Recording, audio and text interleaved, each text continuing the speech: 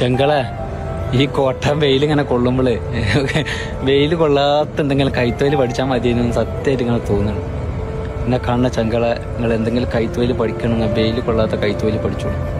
ഇവിടെ ഒരു കാക്കറ്റ പോകണം, എന്നാലേ എന്തിട്ടുള്ളൂ ഒരു തണൽ കിട്ടുള്ളൂ. സത്യമായിട്ടും പറയുന്നു, സത്യം വെയിലിങ്ങനെ കൊള്ളുമ്പോൾ ഞാൻ ഇപ്പം ഇവിടെ വന്ന് നിൽക്കുന്നത് ഈ ഏസിൻ്റെ ഈ തണലിതാ, ഈ തണലത്ത് ഇങ്ങനെ ഇരിക്കുകയാണ്.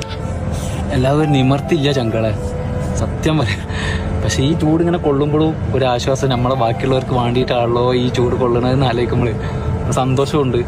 പിന്നെ ഇവിടെ നിന്നുങ്ങാണ്ട് ഇങ്ങനെ ആലോചിക്കുന്നു, ഇവിടെ ഈ ചൂടല്ലേ ഉള്ളൂ, അപ്പം ഇവിടെ ഈ കിടക്കണവരെ ചൂടെന്താ? ആ കിടക്കണവരെ ഒരു ഖബർസ്ഥാനാണ്.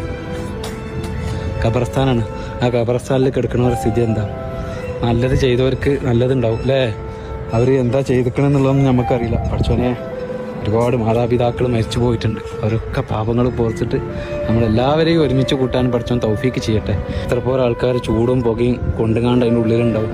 അപ്പം അങ്ങനെ ആലോചിക്കുമ്പോൾ ഇതൊന്നും ഒരു ചൂടല്ല. അപ്പം അതിങ്ങനെ പറഞ്ഞു തന്നപ്പോൾ എനിക്കിപ്പോൾ ചൂട് കുറച്ച് കുറവുള്ളതായി തോന്നുന്നു. സത്യമായിട്ടും അള്ളാഹു കാക്കട്ടെ. ഇതാണ് കുട്ടികളോടൊക്കെ പറഞ്ഞത് പഠിച്ചോളി എന്ന്. പക്ഷെ ഇപ്പോൾ ഈ കിടന്ന് വെയിൽ കൊള്ളുമ്പോഴും എൻ്റെ ബാക്കിയുള്ളവർക്കും ഇന്നെ കാത്തിട്ട് എൻ്റെ പെണ്ണുങ്ങളും കുട്ടികളും അവിടെ ഇരിക്കുന്നുണ്ടല്ലോ എന്നുള്ളൊരു സമാധാനം മനസ്സിൽ ഇതില്ലാത്തവർ എത്ര പോലെ ആൾക്കാരുണ്ട് അല്ലേ? അള്ളാഹു കാക്കട്ടെ നമ്മളൊക്കെ.